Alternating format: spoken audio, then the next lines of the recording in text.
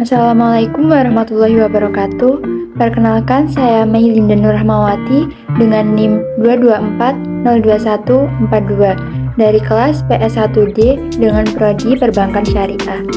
Di sini saya akan memaparkan hasil pembelajaran kami selama akhir setengah semester 1 dengan pembahasan sejarah peradaban Islam dari dinasti Aghlabiyah sampai sejarah peradaban Islam di Indonesia dan Nusantara. Yang pertama yaitu dinasti Aghlabiyah.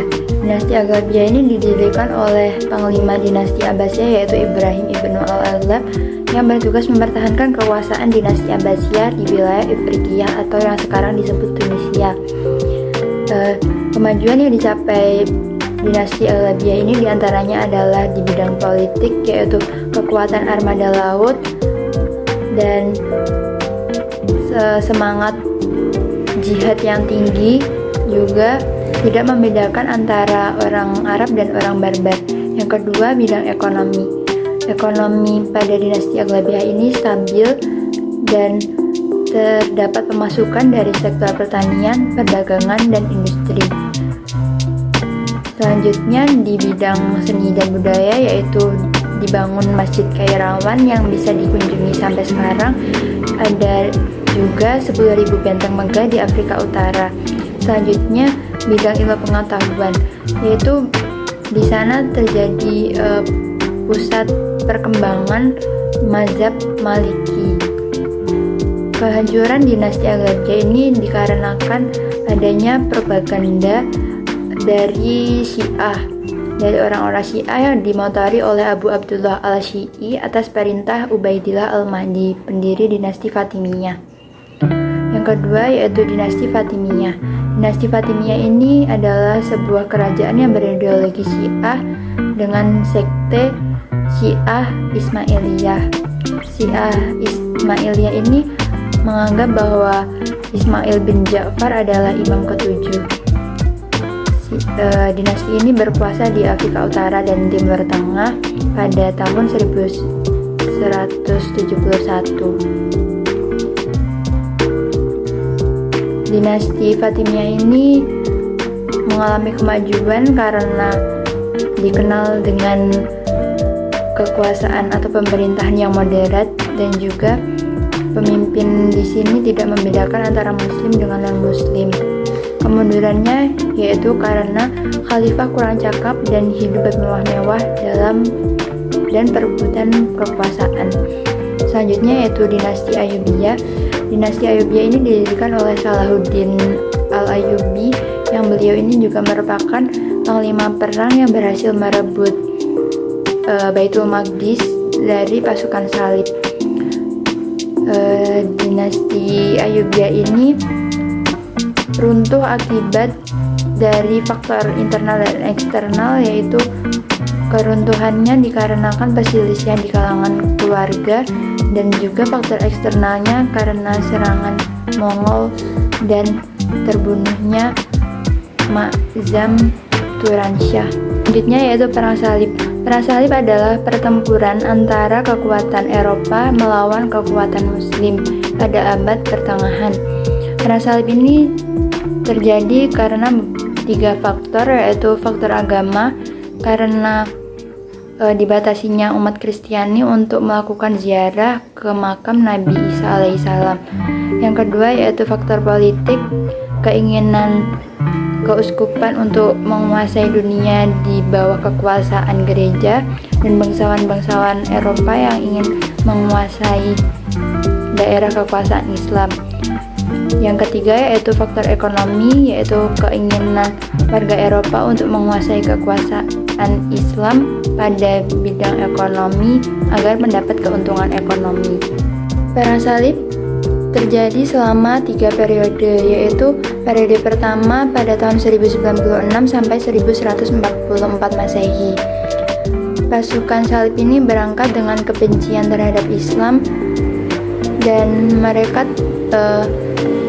mendapatkan kekalahan pertama yaitu karena mereka tidak dibekali strategi dan etika perang. Mereka tidak berhasil merebut Baitul Maqdis pada tahun 1096. Namun pada tahun 1097 mereka bangkit dan berhasil merebut Baitul Maqdis. Yang kedua yaitu pada tahun 1144 sampai 1192 Masehi. Umat Islam bangkit pada tahun itu di bawah pimpinan Imaddin al-Zanki dan berhasil merebut beberapa kota yang dikuasai oleh tentara salib. Pada tahun 1146 beliau wafat dan dilanjutkan oleh putranya Nur al-Din Zanki, juga berhasil merebut beberapa wilayah yang dikuasai oleh tentara salib dan berusaha untuk merebut kembali Mesir yang dengan mengirimkan Salahuddin al-Ayyubi. Salahuddin al-Ayyubi ini adalah pendiri dinasti Ayyubiyah.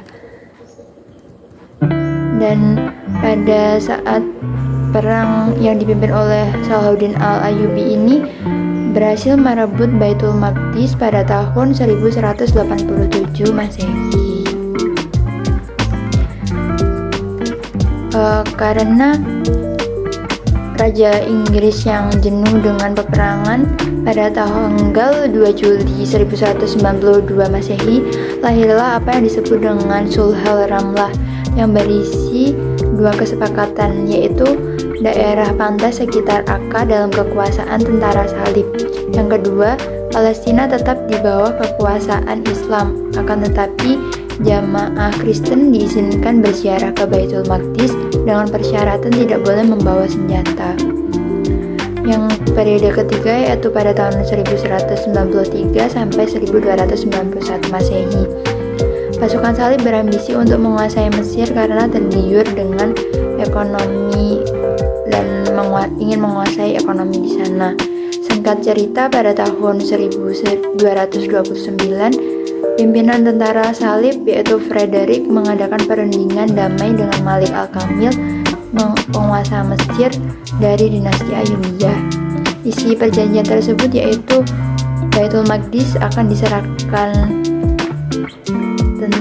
diserahkan kepada tentara salib dan Dimyat akan dikembalikan ke dinasti Ayyubiyah.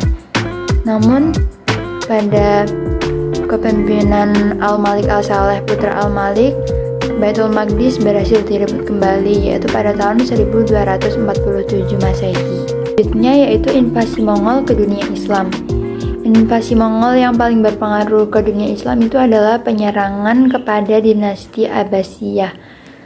Akan tetapi yang perlu kita ketahui bahwa dinasti Abbasiyah ini hancur bukan hanya karena serangan dari Mongol, tapi juga karena faktor internal, yaitu mulai melemahnya penguasa dan perang saudara, pengkhianatan, dan lain sebagainya.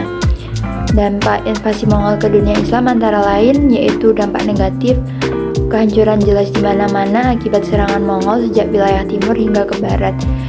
Dampak positifnya yaitu mereka berasimilasi dan bergaul dengan masyarakat muslim dalam jangka waktu yang panjang, seperti yang dilakukan oleh Ghazan Khan pada tahun 1295 sampai 1304 yang menjadikan Islam sebagai agama resmi kerajaannya, walaupun ia pada mulanya beragama Buddha. Yaitu Kerajaan Mughal di India. Kesultanan Mughal atau Kerajaan Mughal di India ini didirikan oleh Zahiruddin Babur, cucu Timur Leng, yang berasal dari keturunan Genghis Khan dari Mongol. Sementara khalifah yang membawa daulah Mughal ini ke puncak kejayaan yaitu adalah Jalaluddin Akbar yang memerintah antara 1556 sampai 1605 Masehi. Kemajuan yang dicapai oleh kerajaan Mongol ini, maksud saya kerajaan Mughal, diantaranya pada bidang politik, pendidikan, budaya, dan ekonomi. Pada bidang politik yaitu masa pemerintahan Akbar dikenal dengan politik toleransi yang disebut sulhul. Diadakan sistem menteri dan sistem pajak yang tidak memaksa. Yang kedua yaitu pendidikan, berkembangnya ilmu dan karya sastra dan kedokteran. Selanjutnya pada bidang budaya, yaitu Istana Fatfur Sikri di Sikri, Masjid Taj Mahal, dan Masjid Raya Delhi. Pada bidang ekonomi, yaitu di bawah kepemimpinan Sultan Akbar berkembang ekonomi di sektor pertanian dan perdagangan, dan juga dihapuskannya pajak untuk rakyat miskin. Selanjutnya yaitu kehancuran dan kemunduran dari dinasti Mughal. Dinasti ini mengalami kemunduran dikarenakan terjadi stagnasi dalam pembinaan kekuatan militer sehingga operasi militer Inggris di wilayah-wilayah pantai tidak dapat segera dipantau oleh kekuatan maritim Mughal. Yang kedua, kemerosotan moral dan hidup mewah di kalangan elit politik. Yang ketiga, pendekatan Aurangzeb yang terlampau keras dalam melaksanakan syariat Islam tanpa adanya toleransi antar umat Islam dengan umat Hindu. Yang selanjutnya yaitu para pewaris tahta kerajaan pada periode terakhir lemah dalam bidang kepemimpinan. Selanjutnya yaitu kerajaan Safawiyah di Persia. Kerajaan Safawi ini secara resmi berdiri di Persia pada 1501 Masehi. Tatkala Syah Ismail memproklamasikan dirinya sebagai raja atau Syah di Tabriz, menjadikan Syiah Isna Asyariyah sebagai ideologi negara. Namun event sejarah yang penting ini tidaklah berdiri sendiri. Peristiwa itu berkaitan dengan peristiwa-peristiwa sebelumnya dalam rentang waktu yang cukup panjang, yakni kurang lebih 2 abad. Kemajuan yang dicapai oleh dinasti Safawiyah ini ada 4, yaitu pada bidang ekonomi. Pada bidang ekonomi ini, dinasti Safawiyah ini memegang kekuasaan di selat yang strategis pada perdagangan. Selanjutnya, bidang pendidikan. Bangsa Safawi mewarisi ilmu pengetahuan dari Persia dan ilmu pengetahuan berkembang pesat di sana. Pada bidang ketiga yaitu bidang agama, meskipun bangsa Safawi menggunakan aliran Syiah tetapi pemerintahannya toleransi sekali. Yang keempat yaitu bidang seni. Ketika Abbas I wafat di Isfahan terdapat sejumlah 162 masjid, 48 perguruan, 1802 penginapan, serta 273 tempat pemandian umum. Kehancuran kerajaan Safawiyah ini karena disebabkan oleh adanya konflik yang berkepanjangan dengan kerajaan Utsmani. Yang kedua, terjadi dekadensi moral yang melanda sebagian pemimpin kerajaan Safawi. Pasukan gulam atau budak-budak yang dibentuk Abbas I ternyata tidak memiliki semangat perjuangan yang tinggi. Yang keempat, sering terjadi konflik intern dalam bentuk perebutan kekuasaan di kalangan keluarga istana. Yaitu kerajaan Turki Utsmani. Dinasti Turki Utsmani ini merupakan kerajaan Islam terbesar yang berkuasa pada abad ke-13 sampai dengan awal abad ke-20. Kekhalifahan yang biasa disebut juga dengan Ottoman ini didirikan oleh Utsman I atau Utsman I pada 1299 dan beribu kota di Anatolia. Puncak kejayaan dinasti Utsmaniyah atau Ottoman ini dipimpin oleh Sultan Muhammad II yang berhasil merebut Bizantium ke tangan Islam, dan yang kedua Salim I pada tahun 1512 sampai 1520 Masehi dan Sulaiman I pada tahun 1520 sampai 1566 Masehi. Aspek kejayaan yang dicapai Turki Utsmani yaitu pada bidang keagamaan, pada ilmu pengetahuan, ekonomi, sosial dan budaya, seni, arsitektur, pemikiran, sastra dan prosa, sains dan teknologi, dan bidang militer dan pemerintahan. Kemunduran kerajaan Turki Utsmani ini disebabkan oleh wilayah kekuasaan yang sangat luas. Yang kedua, heterogenitas penduduk. Yang ketiga, kelemahan para penguasa. Yang keempat, budaya pungli. Yang kelima, pemberontakan tentara Janisari. Yang keenam, merosotnya ekonomi. Dan yang terakhir, terjadi stagnasi dalam lapangan ilmu dan teknologi. Teori masuknya Islam ke Indonesia dan Nusantara dibagi menjadi 4 teori, yaitu teori Arab pada abad ke-7, Teori ini menjelaskan bahwa Islam di Nusantara ini dibawa oleh para musafir Arab yang memiliki semangat untuk menyebarkan Islam ke seluruh dunia. Dibuktikan dengan sebuah perkampungan di Barus, Sumatera Utara yang dikenal dengan nama Bandar Khalifah. Yang kedua yaitu teori Cina pada abad ke-9 dengan dibuktikan bahwa Raden Patah Demak merupakan keturunan Cina dan penulisan silsilah dan gelar kerajaan Demak menggunakan istilah Cina. Yang selanjutnya yaitu teori Gujarat pada abad ke-13. Pada teori ini menganggap bahwa Islam dibawa oleh para pedagang dari Gujarat, India, dan buktinya adalah makam Sultan Malik As-Saleh yang bercorak India. Selanjutnya yang keempat yaitu teori Persia pada abad ke-13.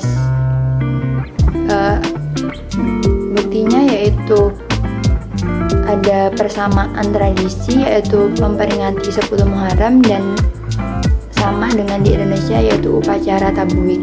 Selanjutnya strategi dakwah penyebaran agama Islam.